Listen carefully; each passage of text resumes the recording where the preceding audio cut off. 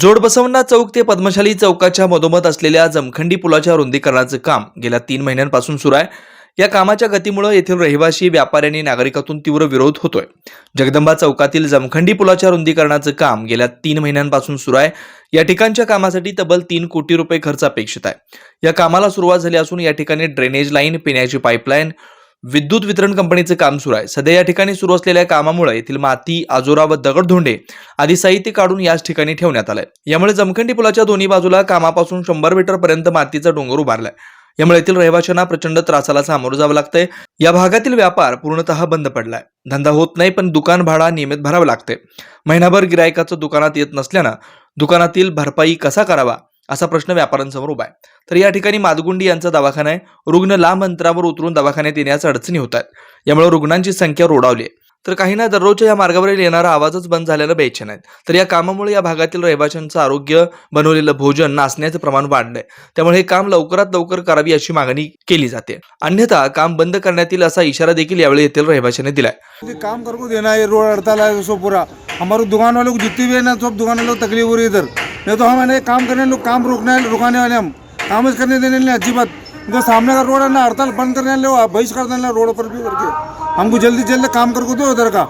माझ्याकडे दवाखान्यात पेशंट लोक लांब लांबचे येतात, तर रिक्षा जोडबसवणं पलीकडे उतरतात म्हणे, तिथून चालत यायला त्यांना होईना। हां, आता या साईडला देखील असं पेशंट लोक बोलायला पाहिजे का येईना। మా ఇంటికాడ పూలు ఉన్నది కదా, మాకు వాసన బాగా వస్తుంది। ఇంట్లో దగ్గరకు వస్తుంది, మేము ఎట్లా వంటలు చేసుకున్నా ఏం చేసుకున్నా కానీ ఇట్లా అన్ని వంటలన్నీ మాకు నాశ అవుతుంది। కానీ పడాలని చేయరు, ఎంత పడని చేస్తే అంత మంచిగా।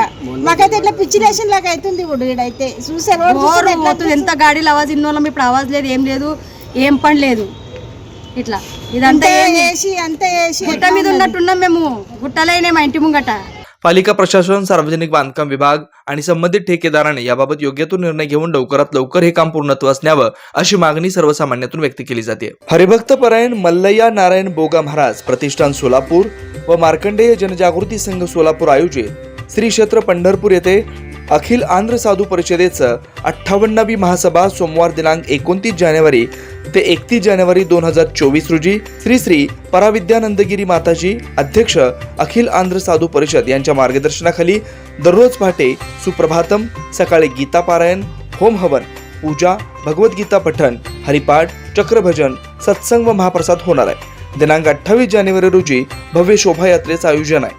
या धार्मिक कार्यक्रमास सद्गुरू श्री गहिनीनाथ महाराज औसेकर, सह अध्यक्ष श्री विठ्ठल रुक्मिणी मंदिर समिती पंढरपूर, सद्गुरू श्री ब्रह्मश्री शिवपुत्र महास्वामीजी, श्री श्री श्री बसवारूढ महास्वामीजी मठ ट्रस्ट सोलापूर यांची विशेष उपस्थिती लाभणार आहे। या धार्मिक कार्यक्रमास अन्नदान सेवा कार्यक्रम व देणगी स्वरूपात स्वीकारले जातील। आपले विनीत श्री मार्कंडेय जनजागृती संघ, संपर्क किशोर व्यंकटगिरी 9552 2186 41।